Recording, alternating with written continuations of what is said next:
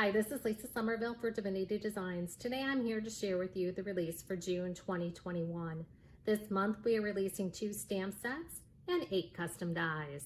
The stamp sets, 3 strands. This is a set of 4. Scripture Collection 14, a set of 7. The custom dies, boho background. You'll die cut and emboss this die following the directions for your die cutting machine.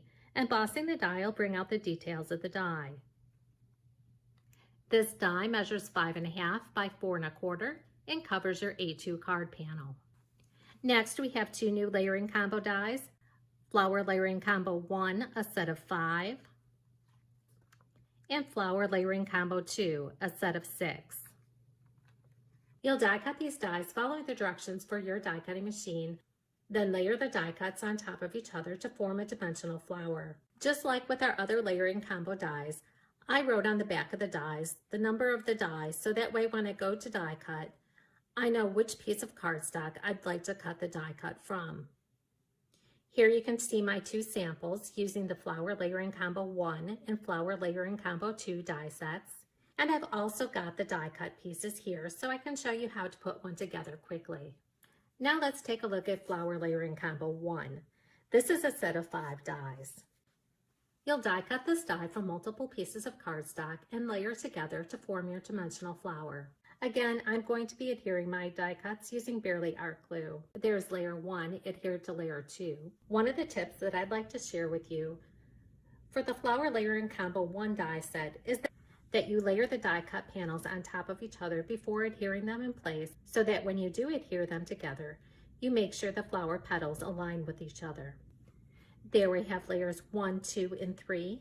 And again, you can see on this Flower Layering Combo die, I only adhere the thinner die cuts in the center. And there we have layer 1, 2, 3, and 4.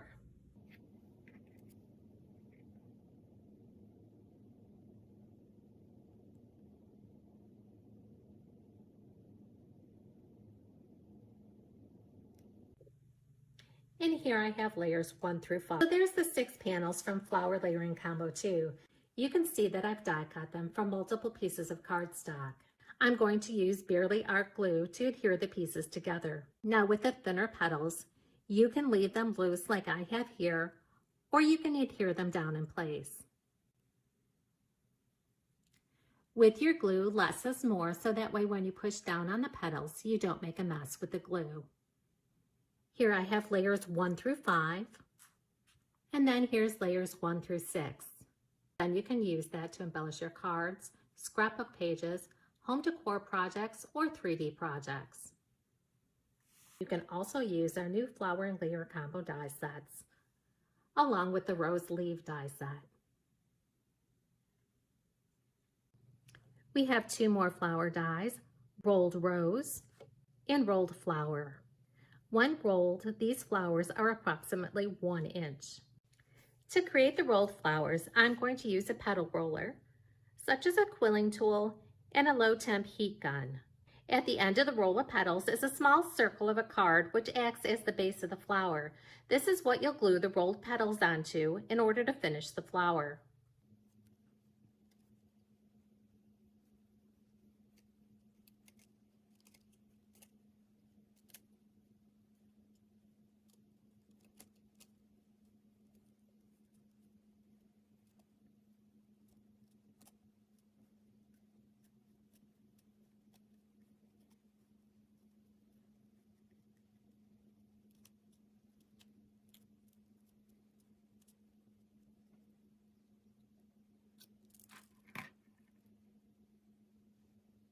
Once you reach the end of the circle, bend it backwards slightly.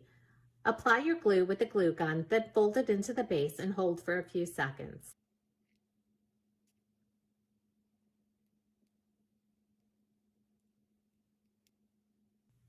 Then if desired, you can use a petal roller or quilling tool to finish forming the petals by pulling them down. You can then embellish your roll of flowers by using our rolled leaves and Fancy Flourish die sets. The next die that you can use to embellish your cards is Fancy Flourish. Again, be sure to die cut and emboss this die following the directions for your die cutting machine. The next die set, mini stitched shaker charms, a set of 4. You can use this die set to embellish your cards, scrapbook pages, home decor projects, or 3D projects. And the last die set being released this month is Stitched Satchel. This is a set of 12 dies. As you can see, this is a rather large die set. A full-size die cutting machine is needed to die cut these dies. To see if the dies will fit through your die cutting machine, you can click on the product page on the website and look under details for the size of the dies. Complete directions for creating the stitched satchel can be found inside the packaging.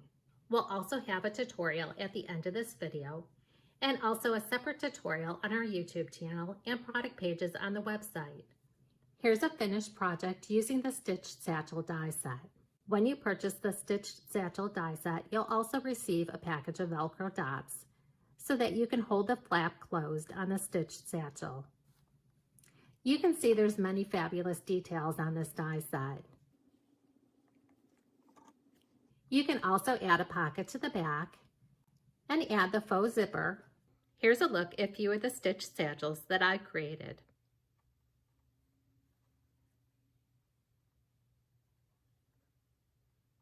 This next one also uses our mini stitched shaker charms. And on this one, I've also added the pocket to the back. You can add a gift card to the pocket, a note, or a small card. And here's another version using the Stitched Satchel die set. Use Velcro dots to adhere the flap closed.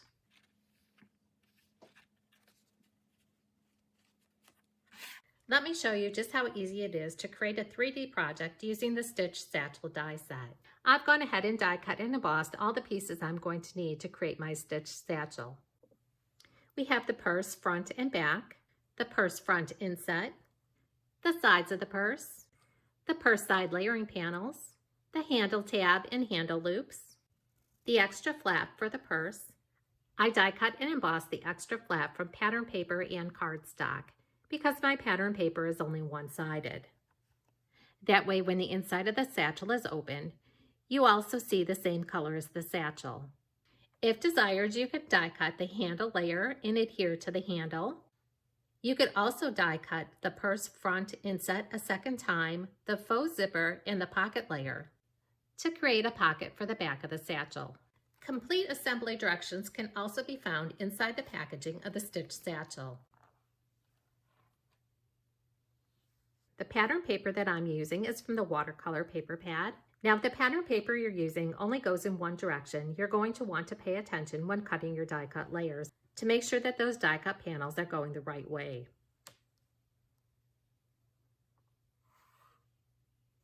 This is especially important when die cutting the layer die for the purse side.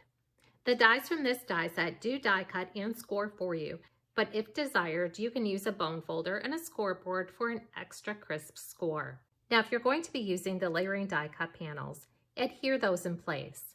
For the inset panel, apply a thin strip of score tape around the edges of the panel. Turn the front of the purse front over so that you're working on the back side and adhere the inset panel. Now it shows through the opening of the purse front. Before we assemble the purse front and back, I'm also going to adhere my extra flap. Adhere score tape to the extra flap. Turn the purse back die cut over so you're working on the wrong side.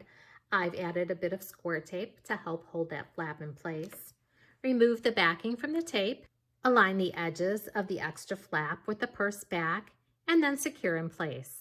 As I mentioned, I die cut an extra flap from the same color of cardstock, so I can adhere that to the back of my pattern paper so that the inside of the purse has a finished look. I'm going to adhere that panel using Barely Art Glue. So now we have the purse front and back with the extra flap added to the purse back and the inset layer added to the purse front. Now we're going to adhere those together.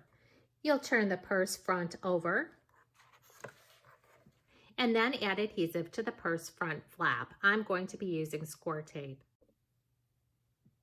And now with the purse front and the purse back facing towards you, adhere these two sections together to form the purse bottom.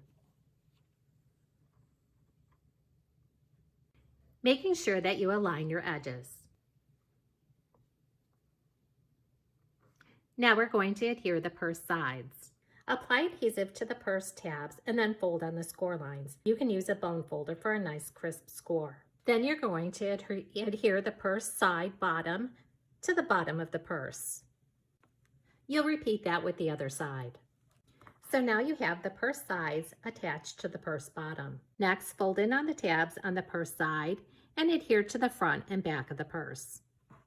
You'll then repeat that with the other side of the purse.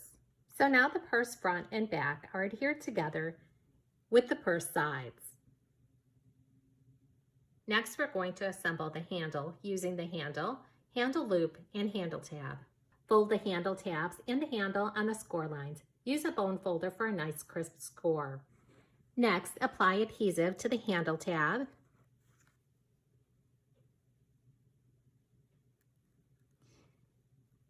Feed that through the handle, making sure that both die cut pieces have the stitch side facing up. Then secure in place and repeat that process with the other two pieces. Now we're going to adhere this to the side of the purse. Turn that over. Apply adhesive to the tab. And then adhere to the side of the purse just slightly below the top edge. You'll repeat that process with the other side. Now we're going to add the purse handle. You're going to want to pull and roll the handle slightly to round the shape of the handle. Apply adhesive to the tab and then feed the purse handle through the top of the handle loop.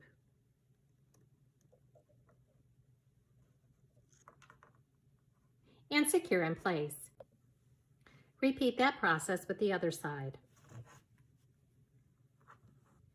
And now the handle is attached to your purse. Next, you'll fold the purse back on the score line. Then you're going to roll the top part of the purse flap to make it rounded. I used the edge of my table to help round this flap. Then you can secure the flap to the purse front by using Velcro dots. And here's my finished purse using the stitched Satchel Die Set.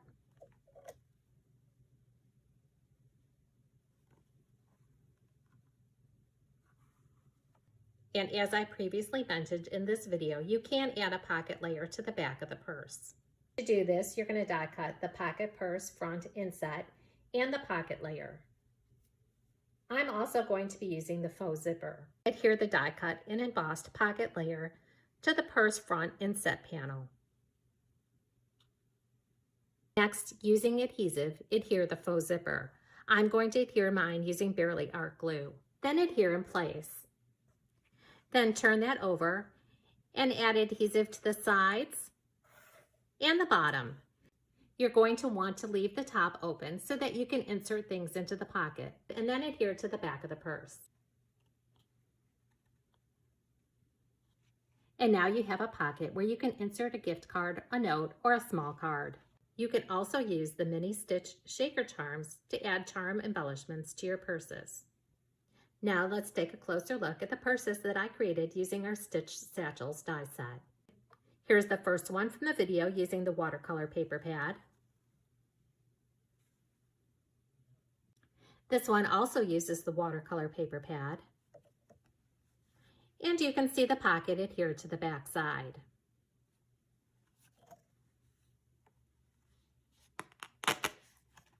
Again, Velcro dots were adhered to keep the flap closed.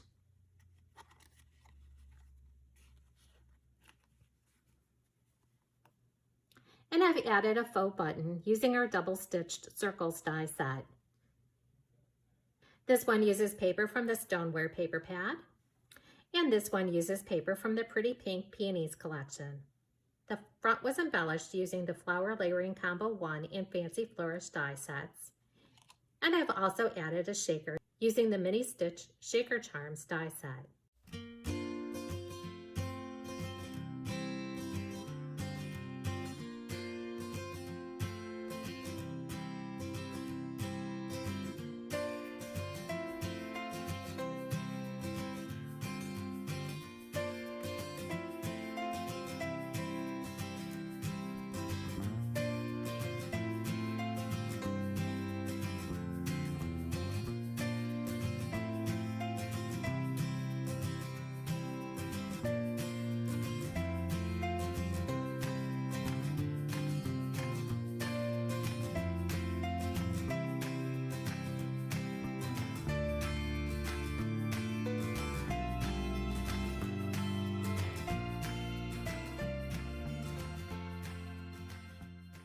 more inspiration, visit the product pages on our website, like us on Facebook, or follow us on Pinterest and Instagram.